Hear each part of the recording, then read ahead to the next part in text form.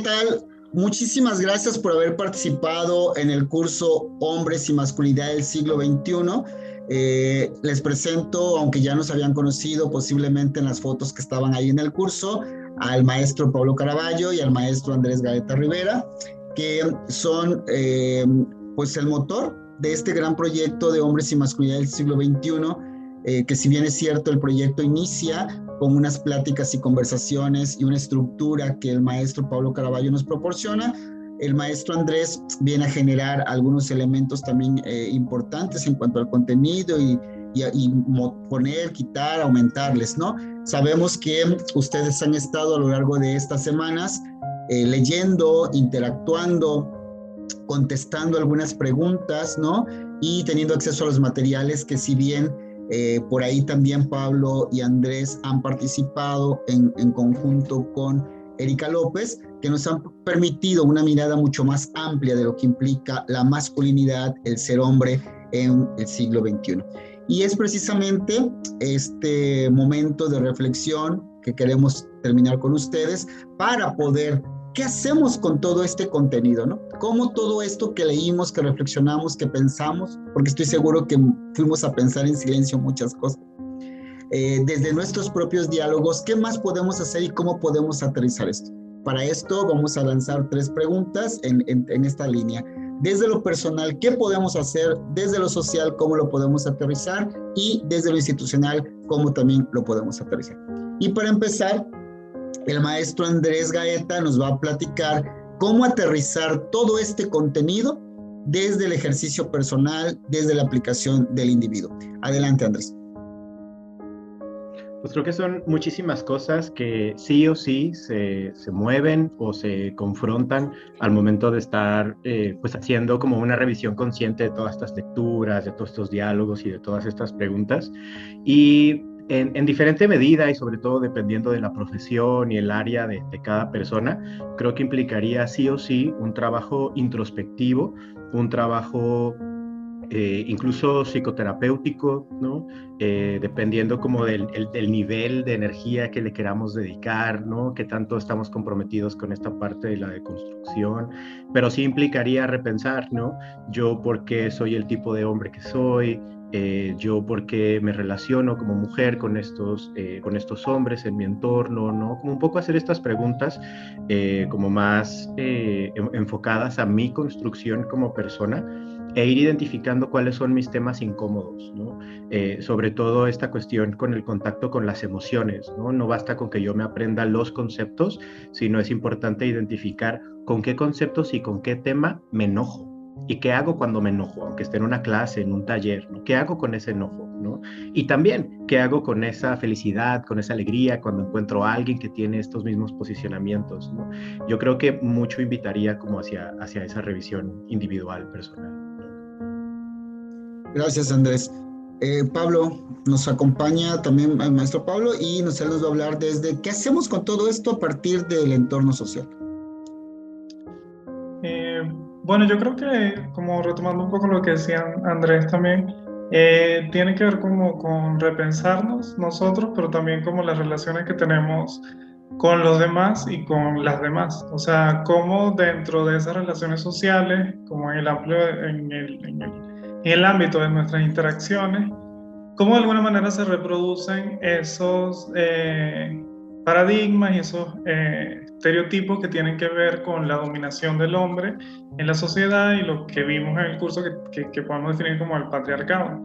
Saber en nuestra cotidianidad, en cosas como muy pequeñas incluso, cómo se reproducen ese tipo de cosas.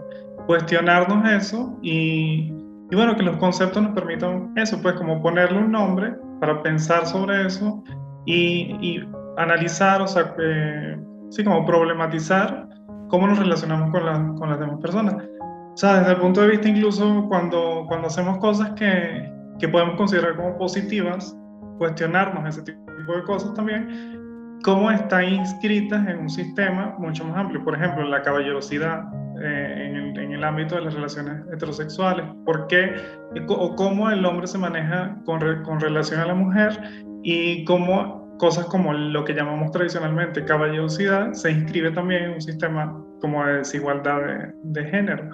entre muchas otras cosas, cómo estereotipamos y cómo nombramos los comportamientos de los otros, viéndolos muchas veces como algo peyorativo a partir de un esquema cerrado de lo que debe ser la masculinidad. O sea, los otros hombres, si no se ajustan a lo que llamamos, lo que vimos en el curso como masculinidad hegemónica, entonces cómo salirse de esa línea o de ese esquema que es el que se impone en nuestro contexto, lo vemos como algo negativo, y eso se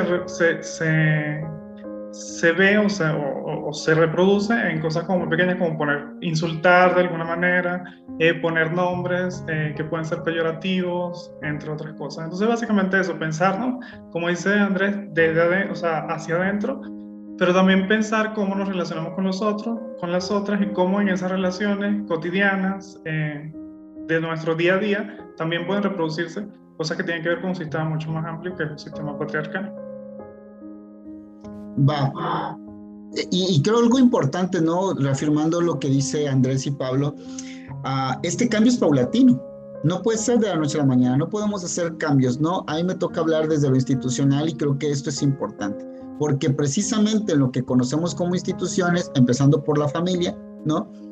No podemos, o sea, debemos repensarnos a partir de lo que dice Pablo y Andrés, pero también ir comenzando a ser conscientes de que debo actuar o aceptar las diversas formas de expresarse de los hombres, ¿no? Y de las mujeres, porque si bien hemos aprendido en el curso que no existe una sola forma de ser hombre, ¿no?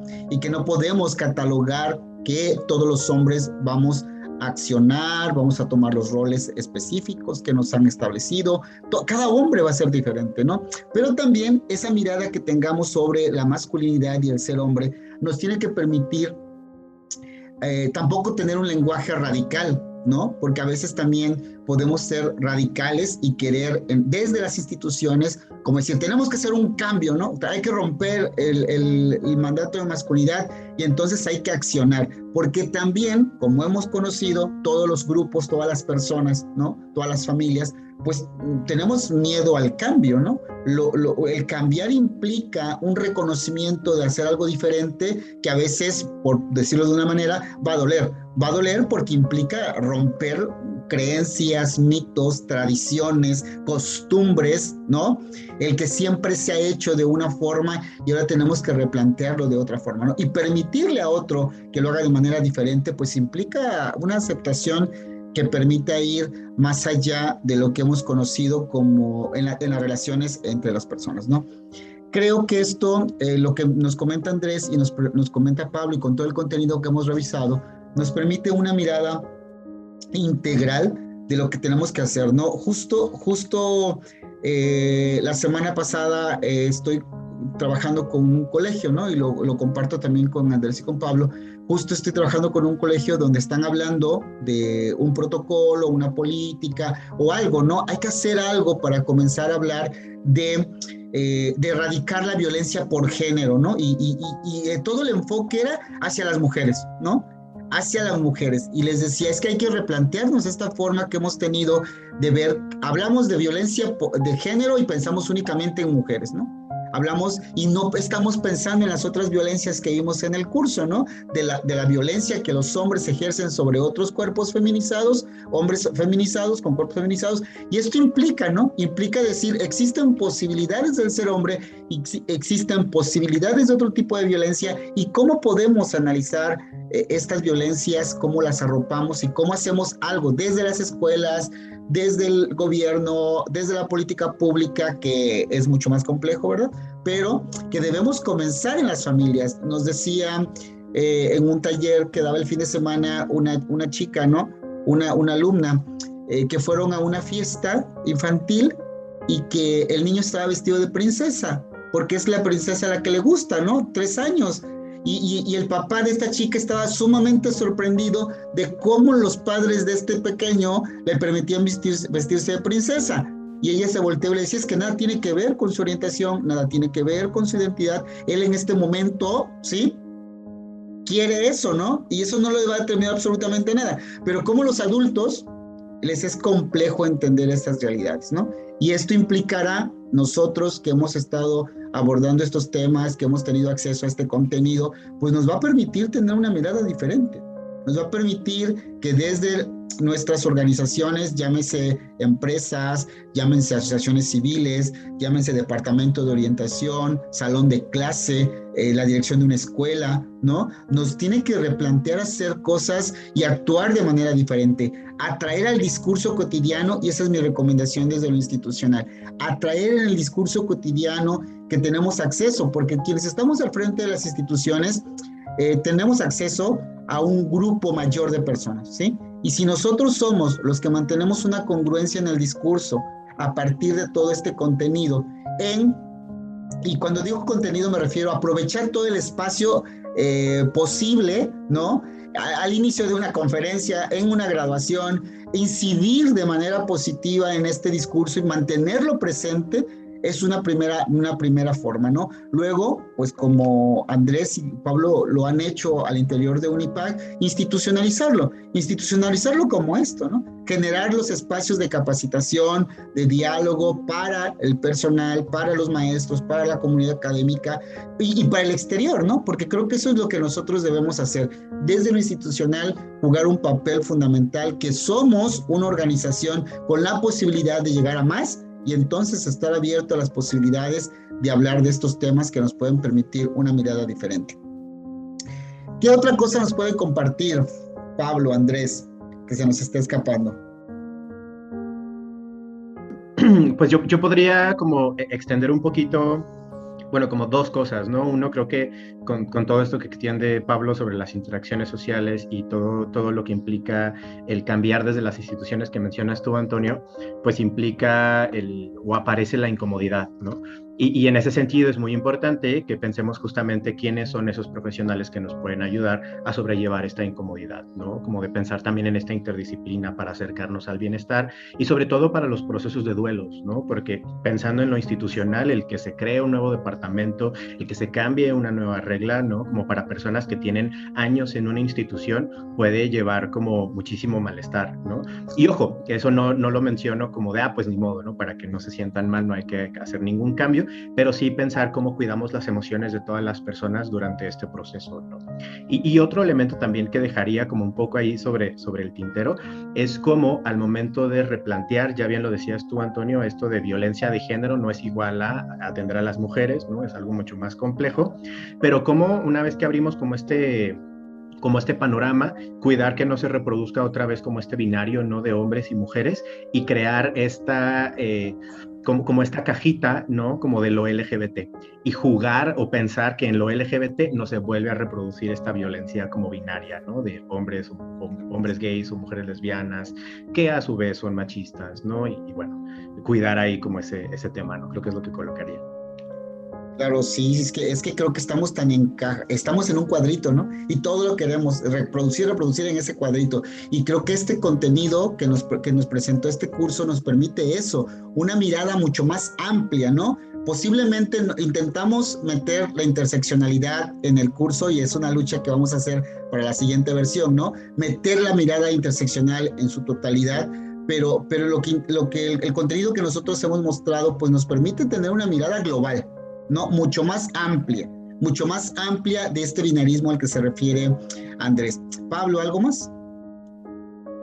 Bueno, yo sí me parece como importante lo que dice Andrés, y era algo o sea, que me parece como importante destacar también que el curso y en general todos estos conceptos que vimos dentro del contenido y estos conceptos que han surgido en los últimos años, o para entender mejor las relaciones de género y la sexualidad y todo eso, son eso, pues son conceptos y debemos asumirlos de esa manera. O sea, estos conceptos tampoco deben, nuevamente, como decía Andrés, nuevamente como cerrarnos a que, bueno, la masculinidad hegemónica es esto y lo voy a encontrar en la realidad. Más bien son como términos, son recursos como conceptuales que nos permiten ponerle un nombre a una realidad que realmente es mucho más compleja y mucho más caótica, y a partir de ahí, de saber eso, podemos utilizar esos conceptos de manera como más eficiente, sabiendo pues que es simplemente una forma de aprenderlo a través de un término o una palabra, una definición como que nos permita aprenderlo mejor, pero no es la realidad en sí misma. Entonces eso nos va a permitir también entender como la mayor complejidad que hay en todos estos temas de sexualidad, porque también han ido como surgiendo etiquetas nuevas, ¿no? Entonces como que van desplazando a las anteriores, pero entonces estas etiquetas son como más inclusivas, más progresistas, pero al final terminan siendo etiquetas también. Entonces tener como cuidado también con este tipo de cosas. Y otra cosa que también me parece importante resaltar es como, es bueno, que también el cambio, como decías tú, Antonio, el cambio es paulatino, es progresivo, y al final tenemos que entender un poco que todas estas cosas, o sea, todo este sistema también está en nosotros. Entonces no se trata tampoco muchas veces de la voluntad de cambiar, o sea, o no se trata nada más de la voluntad de cambiar, porque nuestra voluntad también está mediada por cosas que hemos interiorizado y que están presentes en nuestra forma de ver las cosas, en nuestra forma de actuar, en nuestras incluso mejores intenciones pueden haber ese tipo de cosas. Entonces es como algo constante, continuo, que tenemos que trabajar con nosotros, con las relaciones, cómo vemos el mundo y cómo nos relacionamos con los otros.